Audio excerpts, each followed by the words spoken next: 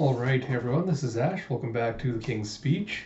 So apologize for having been MIA the last little while. Just been a lot going on, personal life and everything else. And I really haven't had the time or the energy to really commit to doing a proper read-through video for the channel. That said, like I did promise, I did want to get to Lazarus sometime this month and finish it off because I think several people have told me that there's only 2 chapters or so left in the first collection before I finish it. And I really have been missing doing these videos and reading through the series as well. So I figured I'd give this another go today since I'm feeling like I'm in a better headspace right now. So probably is a great time to kind of knock out a video when I get the chance. That said, just a few minor things before we dive into the video proper. So I'm still kind of on a semi-hiatus for July. So I'm going to try to get out videos when and if I can. But right now I don't really have a solid schedule for when content is going to come out. Like I said, in August I'll probably get back full swing into things and try to pick up my backlog from then. So I really appreciate everyone's patience and support. With me kind of being MIA until I am actually like fully ready to get back into it. So I really appreciate that. I think a few of you might have noticed I changed the layout of my office a little bit. I flipped things a bit around a little bit just to make it work better for me. But if you notice anything that's off, if the camera angles are weird or something strikes you as off, let me know in the comments below and I can definitely work on fixing that. But without further ado, we're going to dive into the last little bit of the first collection of Lazarus. And then depending on how much time those chapters take, I'll try to dive into a bit of the second collection as well. I didn't do a live stream for this video just because I need to adjust the setup and things to do that properly. And I don't feel like I really have the energy to interact properly with the live stream and do the read through. But I'll try to get back to those again back in August. I'll try to get back to doing this properly for these read throughs. But without further ado, let us dive back into Lazarus with Chapter 5 of Lift. As we pick up at the Southern Sierra Nevada facility compound Sequoia, family Carlisle. And you see the patriarch of the family walking alongside, what's his name? Jim, Jonathan. Christ, why am I not remembering him?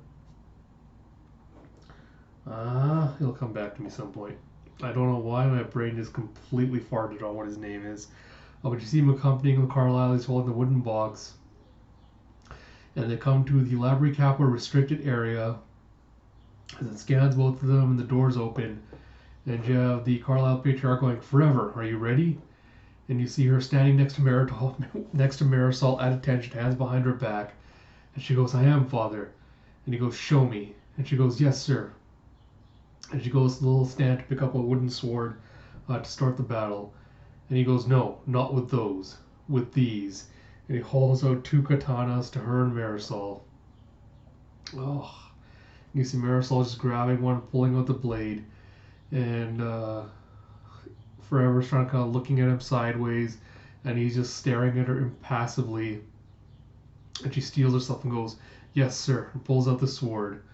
And she faces off against Marisol, and Marisol goes, "Remember to breathe," as they start exchanging blows. Oh, and you see Forever rushing, but Marisol just slams her in the nose with the butt of the sword. It takes a battle stance again and goes, "You can do better than that." And Marisol attacks again. And you see them exchanging some blows as they're watching. Oh, and you see the leaves blowing past them. You see miniature cuts on both Marisol and Forever as they've been exchanging blows. Marisol blocks and knocks Forever's sword to the ground. And you see Forever picking it back up. She's trying to block. Marisol brings it back for a swing, and Forever ducks underneath it. Oh, god damn! She completely just hamstrings Marisol. Like uses the sword to cut through her hamstrings. Marisol falls to the ground. They're back to Forever. And you can see James, that was it. You can see Forever hesitating. And then she plants her sword and goes, "James, Marisol's hurt. Please help her." And James looks at Carlisle and he goes, "Sir?" And he goes, "By all means." And the patriarch goes, "Why didn't you kill her?" And Forever goes, "You said the next time we fought, I had to defeat her. You did not say I had to kill her."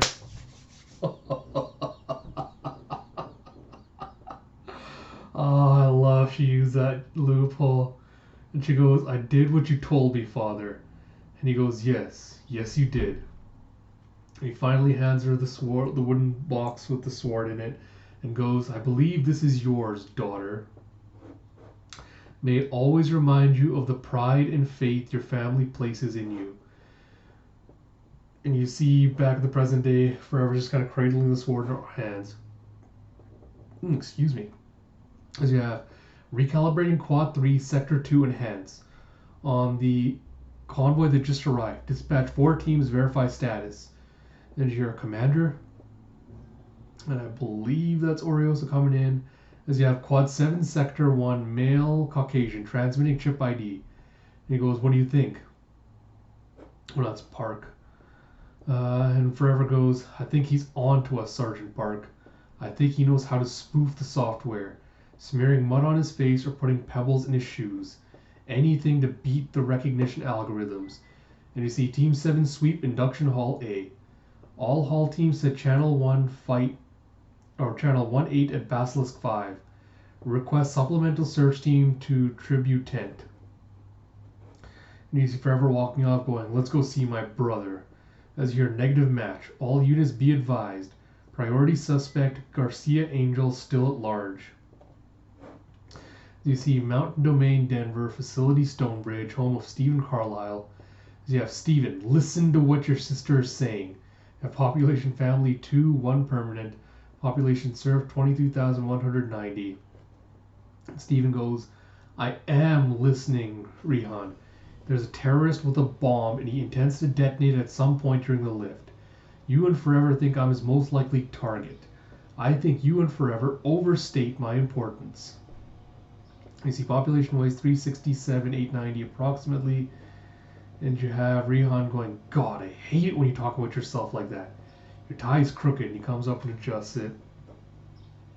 And Stephen goes, "You know the regard in which my father holds me. This is my domain. I can't hide today. I have a duty to perform for my family." And Forever goes, "If I assign a Dagger team as your close protection detail, will you promise you'll do what they say?" And he goes, "I promise." And you see Forever talking to Rehan and going, "Make sure he keeps his word, Master Fisher, or Mr. Fisher. It's already a madhouse out there. And it's only going to get worse." And you see outside the little encampment, there's like a little slum city set up with tents and everything all gathered in places. People are camping out outside of the little lift selection area. And you hear, "It's best if we get moving now. The earlier we get Michael and Casey into the queue, the better." And you see, "I'll stay here, keep watching the horses and our things."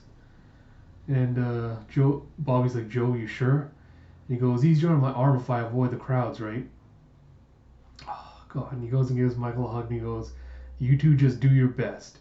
You do that, they'll see how special you both are, no doubt." And you see the sister taking both Michael and Casey up to the selection along with Bobby. As she goes, "Try to stay close, please, and let me do the talking." And she goes up to the guards and goes, "Excuse me, I'm Sister Bernard. I'd like these 2 young people placed for priority selection. They're with me." And you see, "Tags, please, sister." And go, "How long were you in Hook Country?" And she goes, "Most of the winter. We treated the epidemic in Boston and Bittner territory before that." And the little suit that's checking their info goes, "Someone from the family will want to debrief you." And she's like, "Of course." He goes, "Barrett, Michael, and Solomon Casey, both confirmed for priority selection. You want the A entrance, go to the front of the line." And you go, "The front of the line? How's that work?" And you have, "In exchange for free movement through Carlisle territory, we're expected to talent spot for them." And you see Bobby going, "How very altruistic of you. And that's not all you do for Carlisle, is it?" And Sister Bernard goes, "If you find my motive suspect, Miss Barrett, you're free to take your chances without me. But it is a very long line." And Bobby goes, "It's all the same corruption, just wears different clothes. We should just go back to your father. Get the hell out of here." And Bernard goes, "Mrs. Barrett, Bobby, I'm offering help, nothing more. My influence guarantees that Michael and Casey will be tested. Anything beyond that is up to them and the will of the Almighty." And Michael's like, "I've come this far, Mom." Bobby kind of closes her eyes and sighs and goes, "All right." And Sister Bernard goes, "Very well. Now both of you listen carefully. Selection begins once you've passed security and register with the protectors or with the proctors. If you heed nothing else I say, remember this. Once inside, everything you do, everything you say is being monitored and evaluated. They'll begin with a cursory medical exam and a limited genetic screen. At this point, they're primarily concerned with possible infection and communicable diseases, anything that would pose a danger to others. That said, they're also examining for any physical impairments that could bias test results. The family wants the best in their service, and while they're very, very picky, they're also, as you know, greedy. They wouldn't want to lose a potential resource over an easily corrected defect after all. With a medical screen, you'll proceed to initial selection. It's likely you'll be separated at this point for security reasons. You'll each be evaluated on cognitive function, logic, memory, pattern recognition. These are intelligence tests, obviously. They're administered via post, both to account for any illiteracy in the testing group. And you see them doing medical exams, eye exams, and walking through this facility. But also to adapt to your performance. The better you do, the harder it will get. Unless you're told otherwise by a proctor, assume every test is timed and that you have less of it than you'd like. And then she continues, a physical evaluation will follow. You'll be tested for strength, stamina, physical dexterity, eye-hand coordination, but you're also being watched for your ability to comprehend and follow instructions quickly and properly. That will complete the initial round of selection. You'll likely start seeing a large number of dismissals at that point. Provided you are not dismissed, you will then be advanced to specialized testing tailored to your scores thus far. Do not speak to the other applicants under any circumstances. Answer any questions from the proctors honestly. Do not speak unless spoken to. Remember, the proctors can dismiss at any time. And you see them again going through more tests as they're doing like geometry and pattern recognition, and they're doing like pull-ups and things. I think they're also trying to do like spatial recognition and other things as well. And you see, oh god damn it. See that Casey's gotten singled out during one of the tests. And she finishes by saying, "and without cause." He's gathering her stuff, and she walks up and goes, "Motherfuckers! Goddamn smug, stuck up, arrogant, jumped up assholes, you." It's like, "Yeah, you. This whole lift is bullshit. Total fucking bullshit." And you see Casey just walking straight up to Forever to pick a fight as Forever's just walking by. And Forever's just taken completely aback by this. And she's like, "I'm sorry?" And Casey's like, "I passed all your fucking tests and they kicked me out. I assume it's supposed to be kick me out. You know why? You want to guess why?" And Forever's like, "Miss, I'm very..." And she goes, "Because I might maybe one day get breast cancer. That's fucking why. Because I've got genetic markers that indicate a predisposition. That's fucking why." And she's just glaring at Forever, who has no idea what to say. As Forever says, "You have no idea who I am, do you?"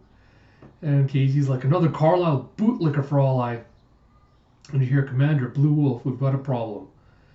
And Forever's like, "Go."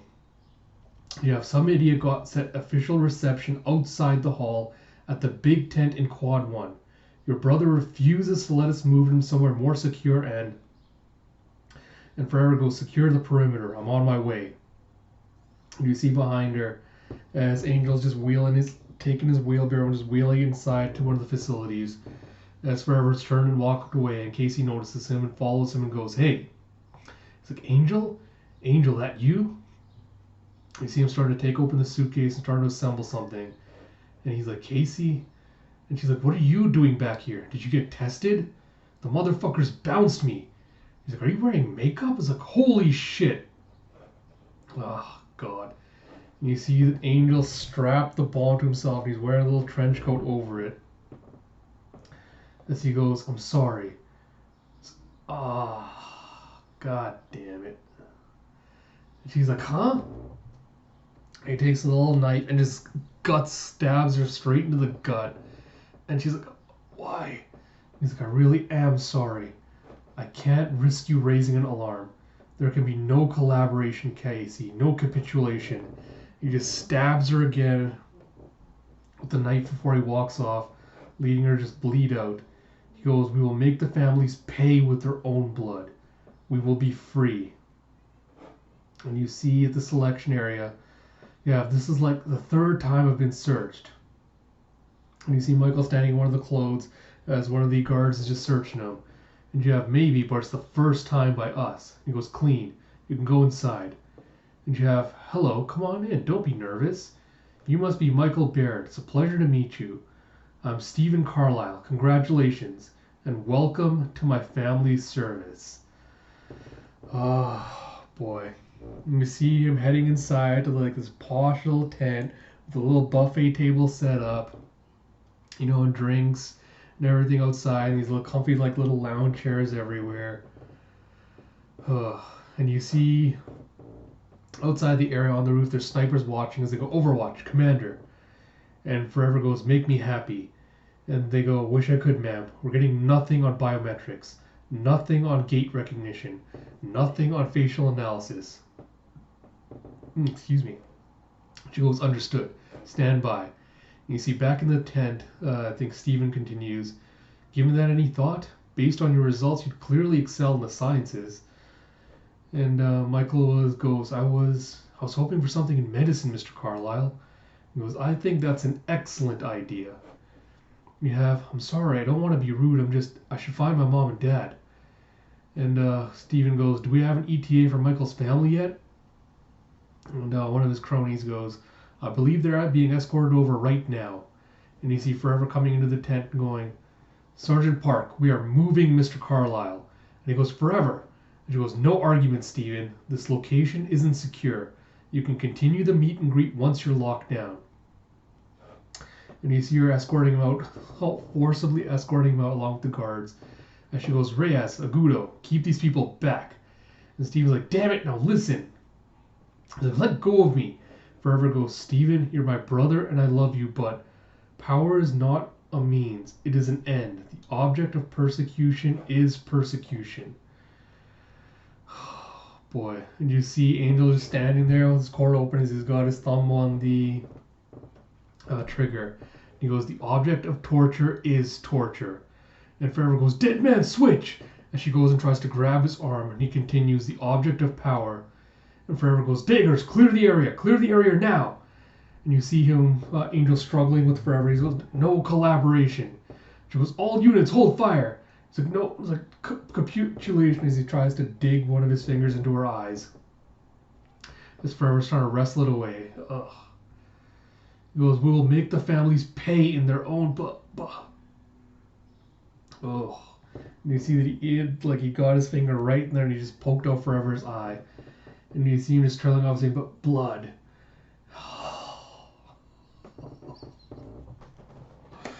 God damn. You see Casey coming up, holding her guts in as she stabs Angel and goes, "Pay with your own, motherfucker," before she just collapses. Oh.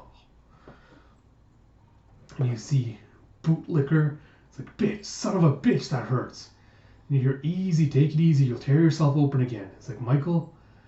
And you see that Casey's in a hospital bed with Joe, Bobby, Michael all surrounding her. And she's like kind of holding her guts in and trying to sit up. He's like, "Right here, not going anywhere." And he's like, "You got in, didn't you? They lifted you." "They didn't take me, Michael. They didn't want me." Michael goes, "Yes, they did. Selected on merit, they said. They took us both, Casey. We work for the family now. God. As we get to... Oh, I think that was it. Goes into the gallery and a few extras. I will probably revisit that later because it gives you all the families, profiles, business names, a bunch of information. So I will look at those on my own time and catch up on those. And because I hope that's not going to be like relevant to the next volume.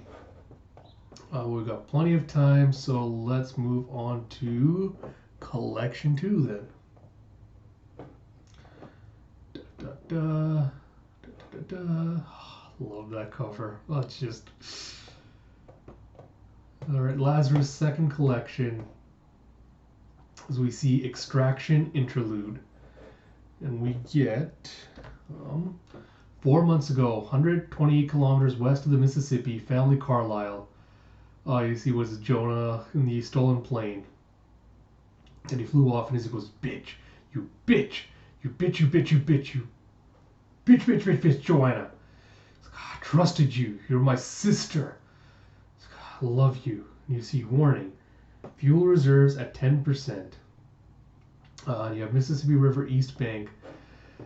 I think one of the things I have to figure out and clarify when I go through that family information is whether Jonah and Joanna are biological siblings or if it's like the mafia, sense of family. Because I think this is something I've asked before, is whether it's like family in a mafia sense or it's like actual biological family, and the implication here is incest or not, because I still do not know what's going on between Jonah and Joanna, and I figure that's going to be a whole thing. You have Mississippi River East Bank Family Hawk, population 27, Hawk Militia Unit. You see these two militia guys sitting around campfires that watch the plane flying in. Jeff, hey, what? That? He's like, huh? Half dozen wasps say he doesn't make the water. It's like, no bet, man. It's like, yeah, I wouldn't take that bet either. And you see the plane is starting to bank as it's coming in for a crash landing, as you see the computer going at 0%. And Jonah's like, I know. It's like, warning, stall. It's like, I fucking know. It's like, warning, impact imminent. And he's like, I know. And you see the plane is coming into crash landing as it starts bursting apart. And you see Jonah just barely making it out. He's like, ugh. And he rolls out of the cockpit. Stands up and waves across the river to the Hawks as he goes, hey, you guys got a boat so I can get across? And they go, no sir, no boats. Gonna have to swim. And Jonah starts taking off his shoes.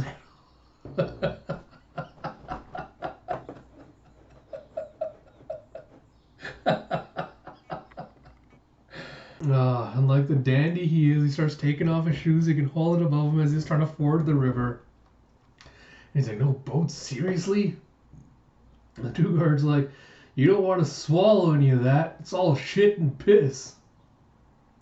And you see him just kind of fording. He's like, fucking lovely, just. And he falls into it. He's like, ah! As he tries to, as he goes underwater, he's trying to stay afloat. He's like, oh, Jesus Christ, that's disgusting. That's just foul. It's like, thank you, thanks. As he comes up on shore, one of the men gives him a hand to help him out. And they're just watching his back as he goes up to the fire for warmth. And they go, oh, thank God, warmth. I'll just stand here for a moment if you don't mind. He's like, do you have a phone or a radio? I need to speak to someone in your command. And he goes, my name's Jonah Carlisle. I need to speak to Jacob Hawk. He'll want to know I'm here. I'm seeking asylum. I'm very important. He'll likely reward you all for your service. And as he turns around, one of the men takes the butt of his gun and just knocks him out in the jaw. Oh boy, and you see the next page, he's been stripped completely to his underwear. Hands tied behind his back. And you see one of the guards go, no sir, I understand. Not a hair on his head. Yes sir. And he goes, they're sending someone from the Ministry of Safety to pick him up. We're supposed to take care of him. And the other guard goes, how are we supposed to do that, man? Make him dinner? Like, fuck if I know. So give him his clothes back, I suppose. Tell you one thing though. I'm keeping the shoes. You see on the next page, you see a hawk plane that's been set down as Jonah, still handcuffs, getting escorted out. He goes, "Get your hands off me. Don't you know who I am? I demand to speak to Jacob Hawk. Are you listening to me? He wants to talk to me. I'm offering to help him." It's like, "Damn it, answer me. I demand." And I see one of the men guards just punching him in the gut to keep him silent as they board him onto the plane. And you see Manhattan, Family Hawk, population Family 1, population citizens 750,000 approximately, population non-persons 1,375,500 approximately. And you see him being sent into a facility as with the mask over his head. And as they take it off, he goes, "Oh God, thank God. So just listen to me, listen. I'm not some waste, you understand? I'm important. What are you doing?" It's one of them comes up with a pair of scissors to cut off something. It's like, "Stop, you can't do this." It's like, "I want to talk to Jacob Hawk. I'm Jonah Carlisle. I want to..." They just slam a baton into his sternum to make him shut up.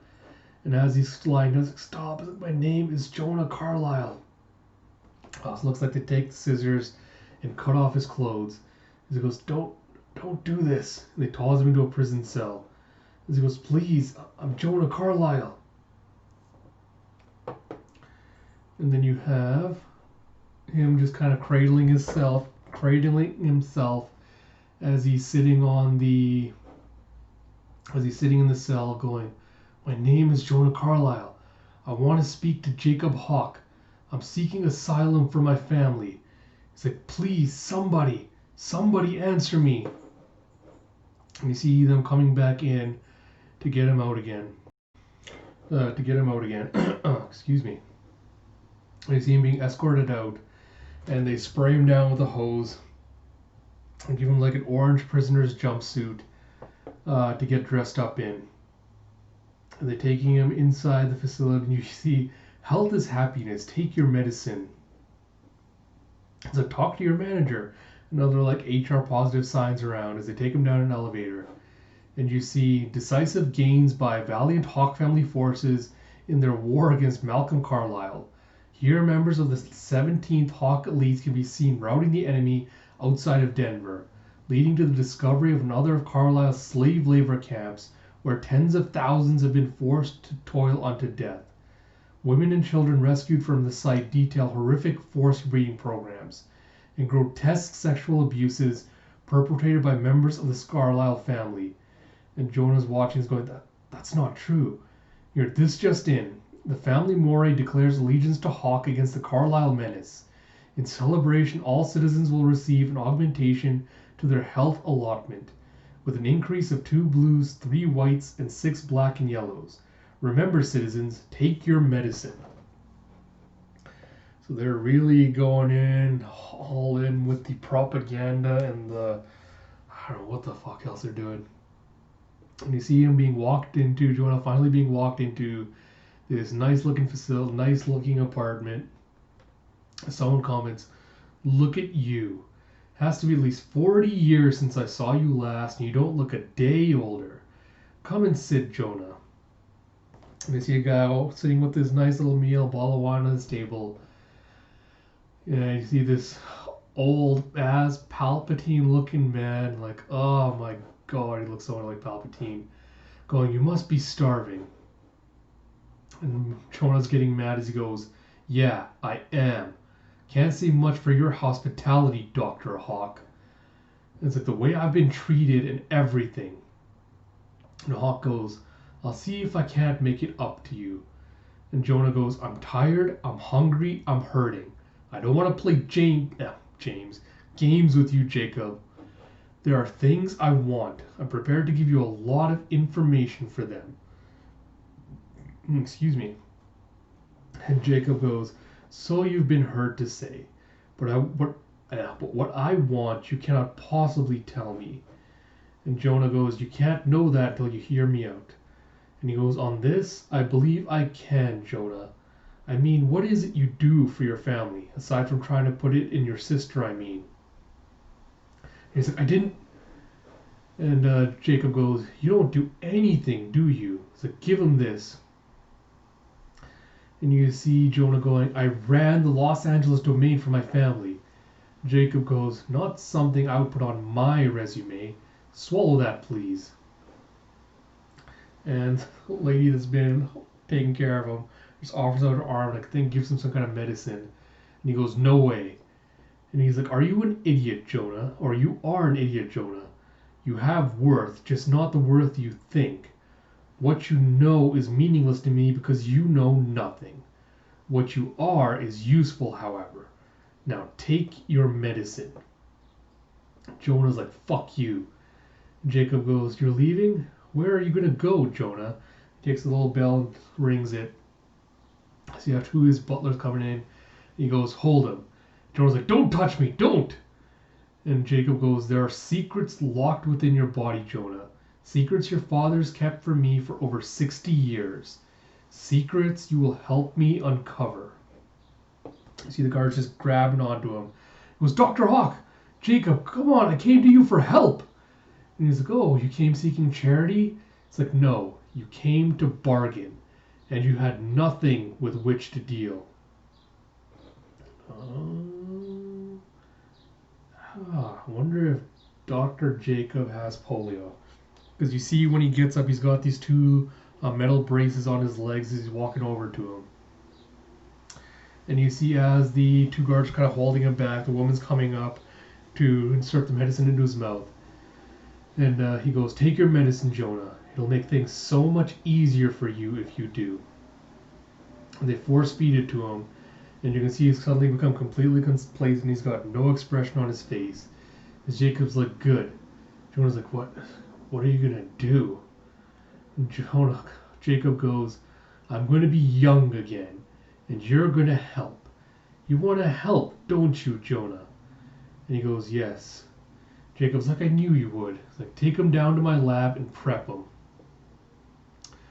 And you see him going, "I'll need one of his fingers. Right ring finger will do. Make sure you put it on ice." And as the lab technician walks out, you see Jacob going over his computer panel going, "Secure medicine man. Protocol encryption mine. Call the bitch."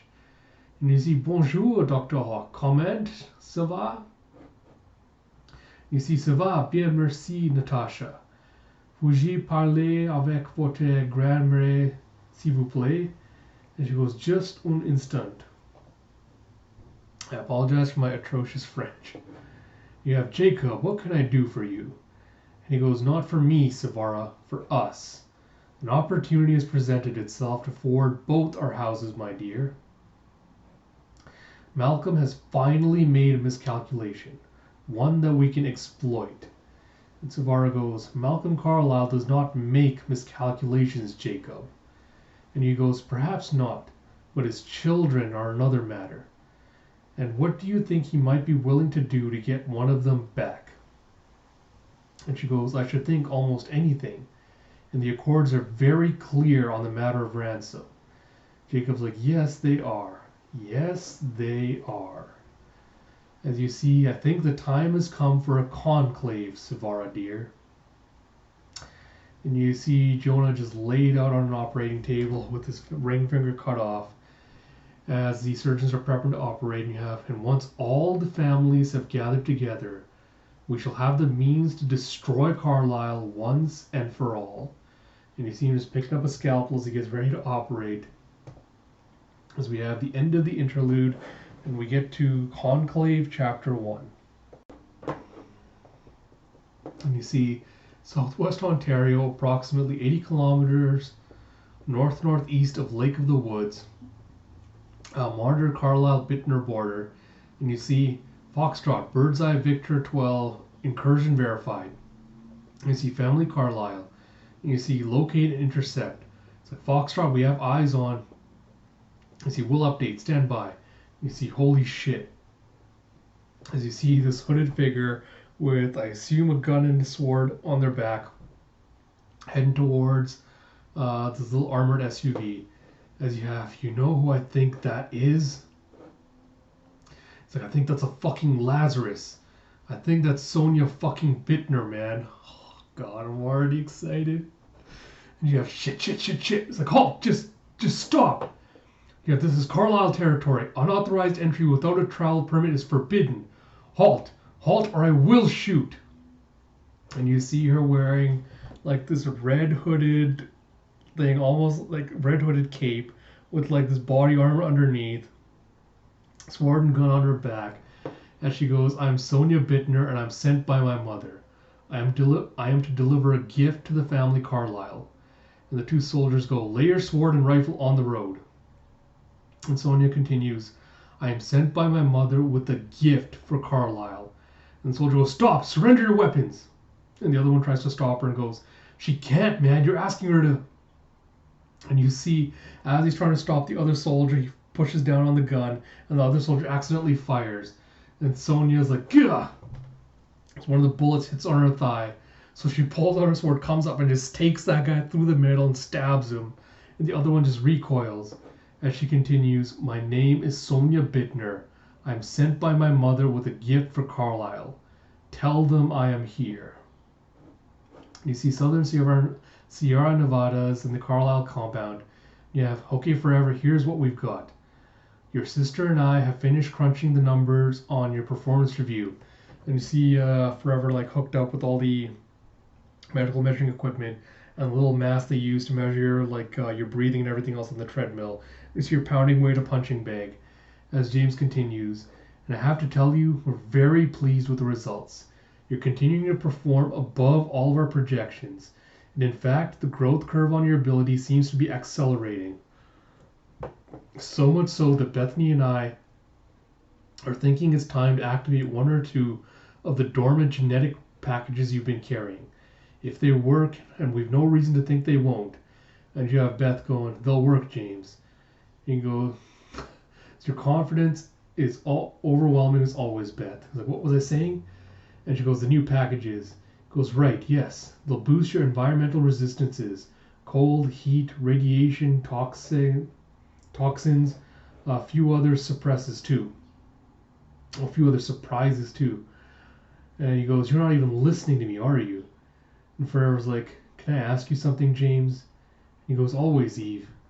And she goes, am I a Carlisle? And Bert turns around and is like, what?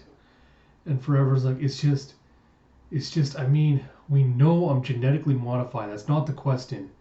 You've made me what I am, able to do what I can do. But I was wondering really, I have Carlisle blood, right? I really am Beth's sister, and Joanna's, and Stephen, and Jonah. I was born from my mother and father, right? Despite everything that's been done to me, I am their child, right? And they're both just kind of contemplative as they're looking at her. And Beth's like, oh my God, are you asking if you're adopted? It's like, sweetie, I was there when you were born. You're 100% Carlisle, believe me. Farrah's like, oh, yeah, I was like, I know it's silly, I guess. Beth is like, it kinda is. I have to say, where's this coming from? You asking questions like that out of the blue. Forever's like, I was just wondering, that's all, Beth. Like, that's all. I'm gonna go get cleaned up. And she and James are just watching her as Forever leaves and walks back to her little training room. And you hear, she never calls, she never writes. It's enough to make a girl think she's been forgotten. And you see never. It's like never, not ever, Marisol, as Forever goes and gives her a hug. Goes, not ever. And Marisol's like, God, look at you. You just keep growing. What has it been, 2 years? Forever's like, about that, yes. And she's like, I didn't know you were here. I thought you were at Pendleton. And Marisol's like, last I heard, you were babysitting Joe in Los Angeles. It's like, nah, I'm back in here for treatment. Another booster to keep my tits high and my ass tight. And Joe Forever going, none higher nor tighter.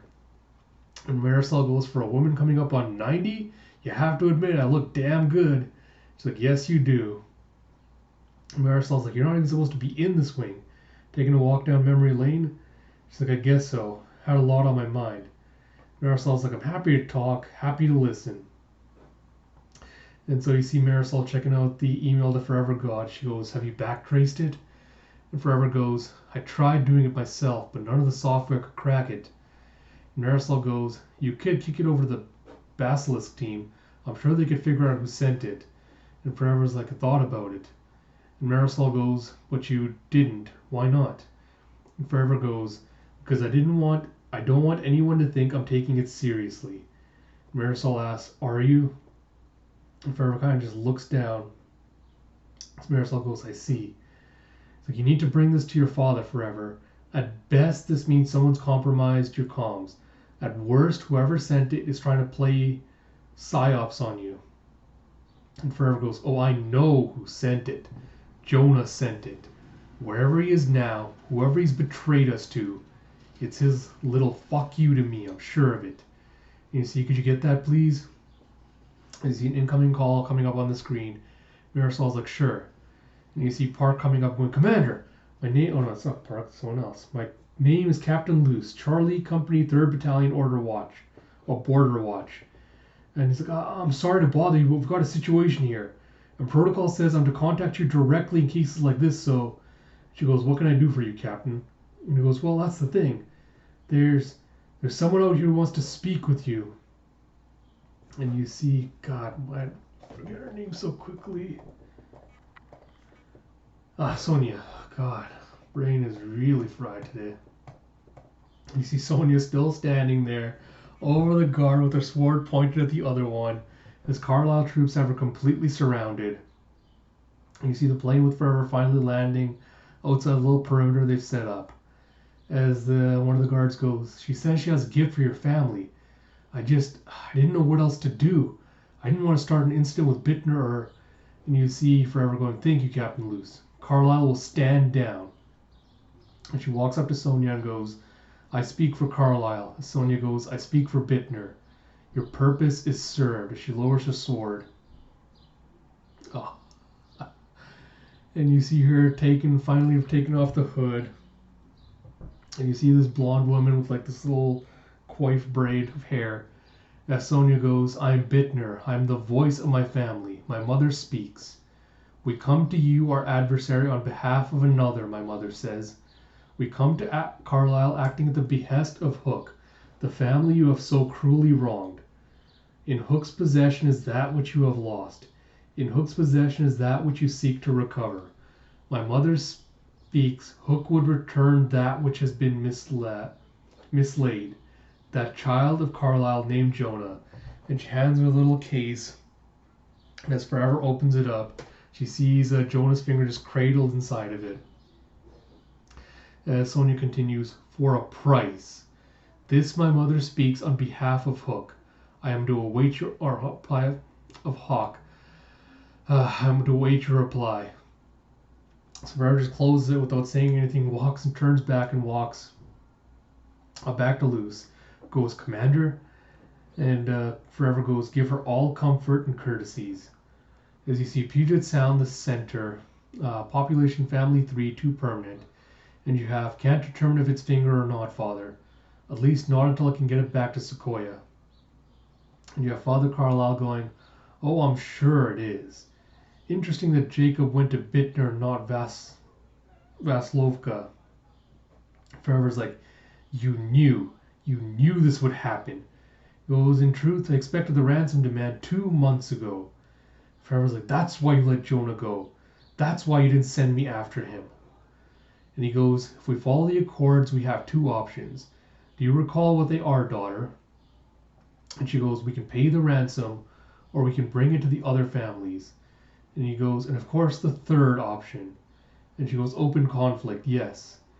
And then Carlisle goes, and Jacob Hawk knows this as well as we do, so what would you advise me? And Forever goes, I would advise against any negotiations with Hawk without another family acting as arbiter. You want to call a conclave. You want all the families brought together for this. And he goes, that is precisely what I want, yes. Tell the Bittner Lazarus this exactly. And you see Forever heading back out to Sonia and saying that I demand a conclave as allowed by the Accords of Macau in Article 4, Subsection 3. She will expect this she will expect this forever. She will agree, then propose the host be either Vasilova or D'Souza. Tell her neither is acceptable, that Vasilovka is in conflict with our ally Carragher and D'Souza with our ally Moray. She will expect you to offer an alternative. Don't let her speak next. Hawk won't want the conclave hosted by any of the Asians, nor Minetta, and Bittner won't want to go to Africa. The pause will be awkward. Be patient. Eventually she will propose either Myers or Armitage. Let her think you are considering the choice before reluctantly agreeing to Armitage. Set the date of the conclave for a week from today. Insist on small delegations, no more than 5 members from each family, including personal security and advisors. That should conclude your dialogue. Grant her safe passage and then return to the center. We have much to do and not much time in which to do it. Then you see the family getting together. You go? He's my twin brother. And you see forever, because forever is going, you prissy little idiot. She's got to be maintained. Like, listen to yourself. She's our sister. She's not a fucking car, Beth. And you see the Father Carlisle going, Bethany will come, Joanna will stay. The rest of our delegation will consist of Dr. Mann, Arthur Cohn, and Forever. And Joanna goes, Daddy, please. And he goes, your domain requires your attention, Joanna. He goes, Stephen, you're in charge of day-to-day operations whilst we're away. He goes, you may rely on me, Father. And he goes, I expect you to look after your mother. And everyone's silent as they leave, until only Beth and Father Carlisle are left behind. And he goes, shouldn't you be getting ready? And Beth says, I need to talk to you about Forever. He goes, is she all right? And she goes, she's fine. She's better than fine. She's operating above all our projections and models for this stage of growth. But she's starting to ask questions, Father. She asked James and me if she's really a Carlisle, if she's really your daughter. And he goes, did she? Did she say why? And Beth goes, no, she was evasive. Said she'd been thinking about the genetics, the work done to her. Goes, I see. Someone put that question in her head, Beth. Someone is making trouble. Find out who. And as Forever's walking down the hallway, Joanna calls out, hey, slow down. It's a conclave, not a war, right? And Forever goes, one can lead to the other. And Joanna goes, only if that's what Dad's after. Listen, I don't know what Dad is playing at, what he hopes to gain from this. But Jonah used us, Forever. He lied to us. He beat me. Remember that. Oh, I hate all of these people so much. And you see this kind of like oil rig looking hotel structure out in the middle of the ocean. As you have 57, 03, 57 north, 0 degrees 54, 51 east, the North Sea, facility Triton 1, family Armitage. As you have population family 0, 3 temporary, population surf 80. As Joanna's speech continues with, don't trust him, Forever. Don't believe a word he says. Don't forget what he did to both of us. He's not our brother anymore. And you see Hawk there escorting Jonah off the plane as we get to the end of Conclave Chapter 1. Yeah, you know what? I'll go through Conclave Chapter 2, I think, before wrapping this up. This is your conversation continuing with Hook's coalition. We could find ourselves without support, Malcolm. We do have our own allies, Arthur. Jeff, thank you. It's like, for the moment, right now, Hawk has at least 4 families at his back. Bittner, Vasilovka, D'Souza, and Martins.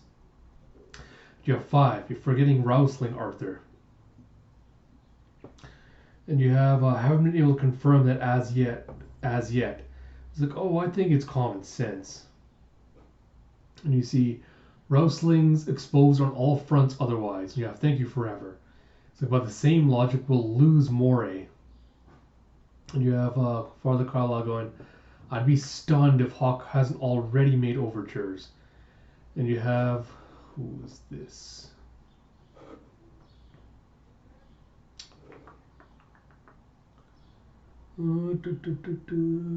Yes, Arthur goes, excuse me for that.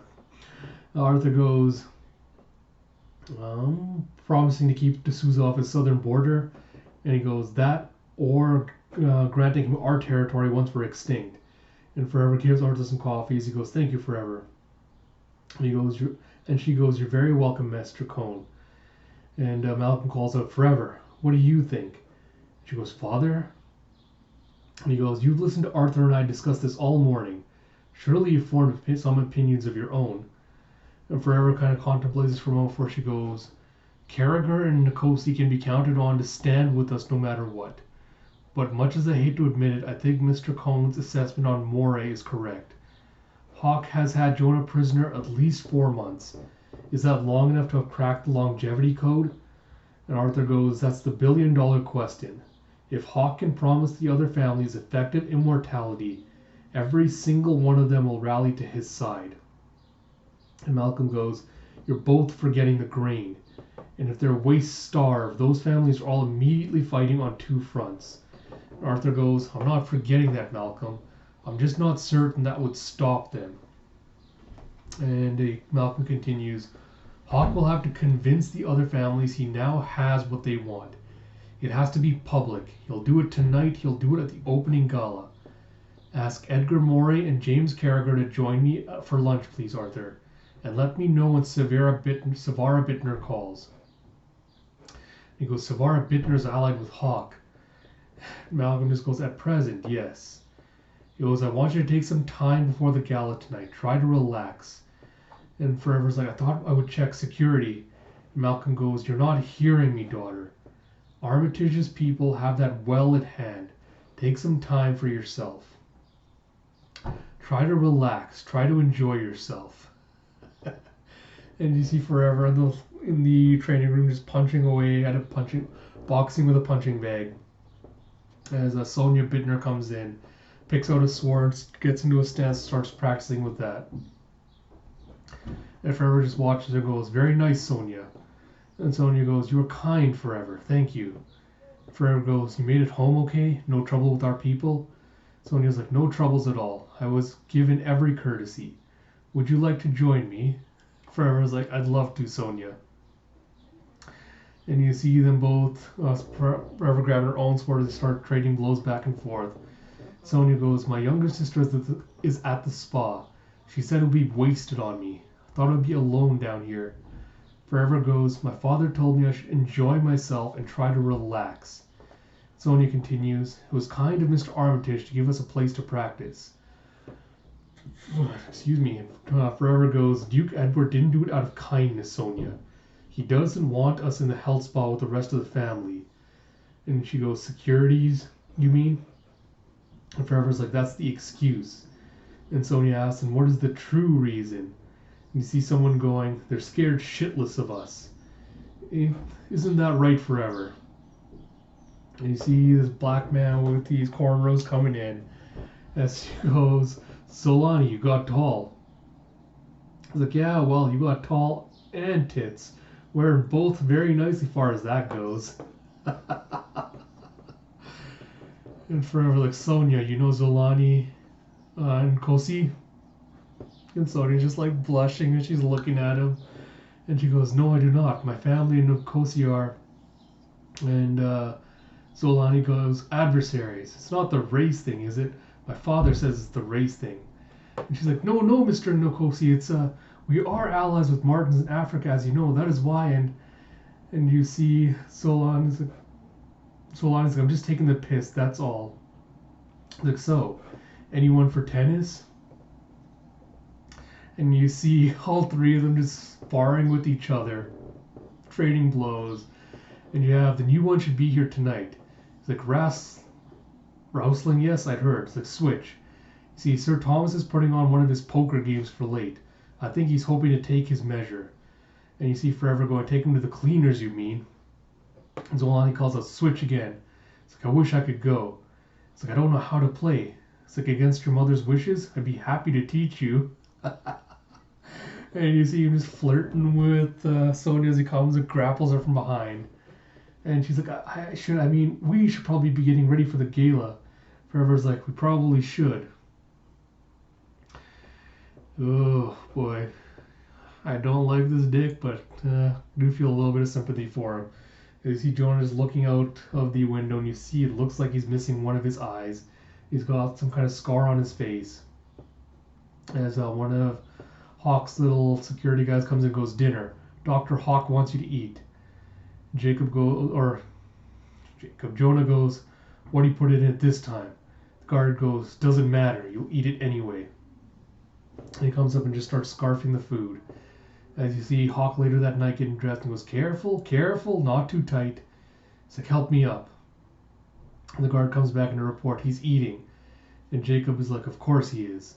He goes, "Thank you, dears. Go get ready for dinner. Where are the dresses I picked out?" And he talks to the guard and goes, "You're staying here tonight.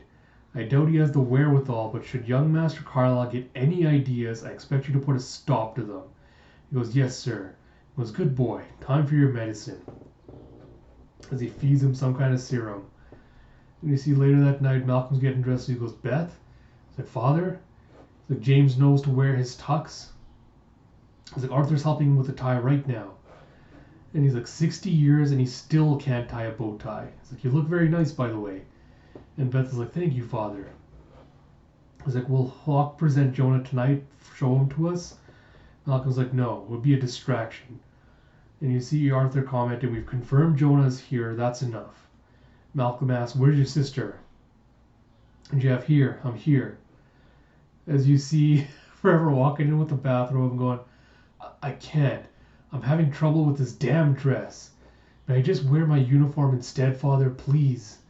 And he goes, "This is a black tie gala, Forever. The dress is appropriate." And Forever's like, I'm going to look stupid. I won't be able to wear my sword." And he puts a hand on her shoulder and goes, "You're going to look brilliant. And the only weapons tonight are ceremonial. So you don't need it." It's like, "Beth, would you please help your sister?" Beth's like, "Come on, silly. Seriously. You can survive knives, guns, poisoning, but you can't manage an evening gown?"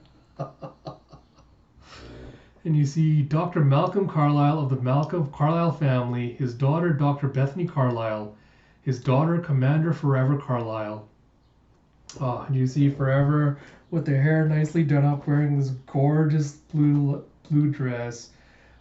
She just looks divine as they're heading down this grand staircase into this ballroom. You have Dr. James Mann to the Carlyle family, Secretary Arthur Cohn to the Carlyle family. And you see your Royal Highnesses. It's like, my father would burst a vein. He heard you speaking to us like that, Malcolm. It's like, Charlotte, you look exquisite. And so thanks to your people, Malcolm. And you have your Royal Highness. Like, Bethany, how nice to meet you. Edward, you remember James Mann and Arthur Cohn? Is he Malcolm? I'm disappointed Abigail didn't join you.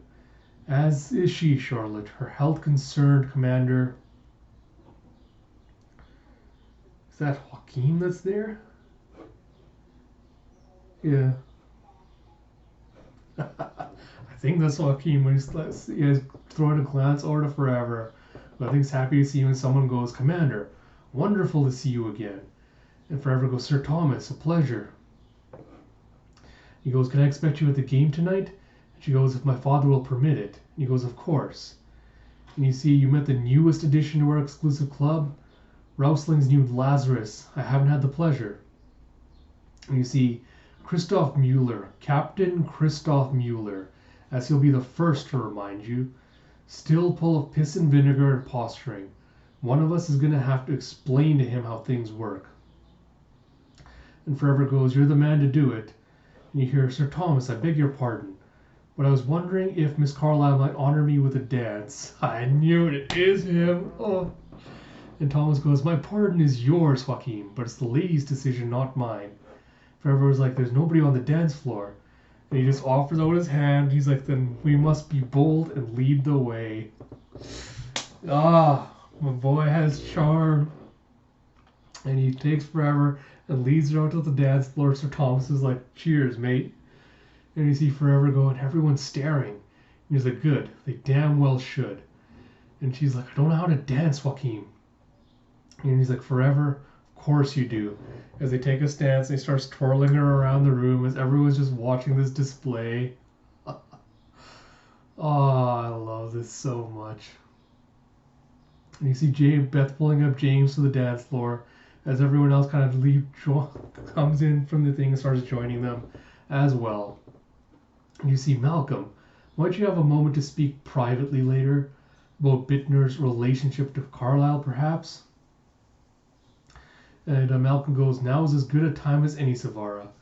And Savara goes, now might not be the best choice. You might want to watch what Jacob does next. And Malcolm escorts Savara out as he goes, I know exactly what he's going to do next, Savara. As he's walking away, you see that a waiter comes by and just grabs what I assume is Malcolm's little champagne glass to take. And you see Forever and Hakeem are still dancing as Hakeem goes, they'll be in session all day tomorrow. No Lazari allowed. We can meet at the gym or the pool. Perhaps visit the gallery.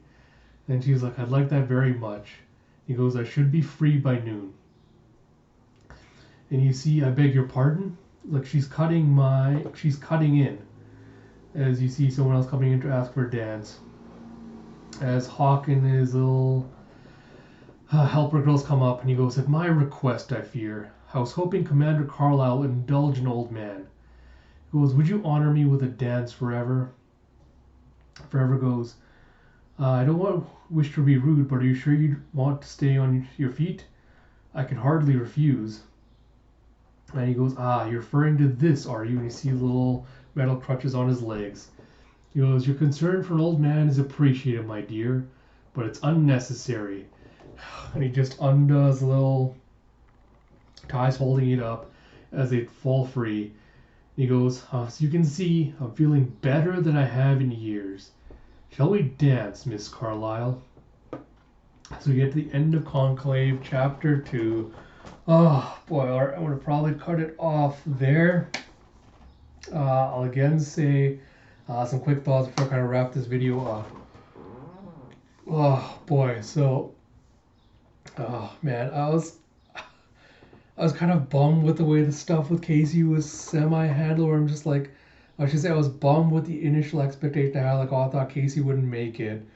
But I'm glad they kind of leaned into the idea that, her don't fuck with me attitude kind of got her in on merit. Where she just kind of like, I'm not taking your shit and you're going to be forced to recognize me. I really loved the way that definitely played out. Although I felt like the angel thing should have had a little bit more impact than it did, more rather than just acting as kind of like a plot device like that. But I wasn't too invested in it, so I can't really complain about that too much. God, I still love Forever. I love the way she used that little loophole to her advantage in her fight with Marisol. I still hate a vast majority of the Carlisle family and their machinations. Although we're starting to kind of see more of the bits and pieces in the politics starting to come into play in these latest chapters, with both Malcolm and Hawk kind of, moving their pawns and kind of doing their best to outdo each other. So it'll be interesting to kind of see what and how that plays out. Especially, I want more information, especially on the immortality that Malcolm, seems to stumble on with the Carlisle family, and exactly what shape that takes. Because I don't know if this was insinuated or hinted at before, or if this is new information, the idea that Carlisle somehow did find immortality. Because I thought the general whole, Lazarus as being super invincible, being able to heal and all that properly, I thought that was just like a general thing that everyone had access to, but it doesn't seem like it's going to be the case. So I'll probably try to dig through the whole family information at the end of the first collection and try to bone up on the details of that a little bit, which should hopefully clarify things for me a little bit more. But I'm loving the designs for all the other Lazari as well. I'm loving kind of like the friendly banter interactions they had going on as well when they meet. Kind of like old familiar comrades. I really liked that aspect of it. I love Hakeem and like Forever's relationship, like the flirting and the courting and everything else. Like usually, a lot of times I'm not really into romances a lot, but So far, this one has really gripped me. I couldn't point to a specific reason why I like this specific one, but I really do definitely like it. I can't wait to see more of how this relationship develops. And man, I'm kind of struggling with feeling somewhat sympathetic for Jonah for, getting too far out of his, what's the word? God, what's the word I'm looking for? Yeah, like basically getting out of his depth when he got involved with Hawk. Because on the one hand, I don't feel sympathy for him because he is an entitled ass and he's kind of getting his comeuppance.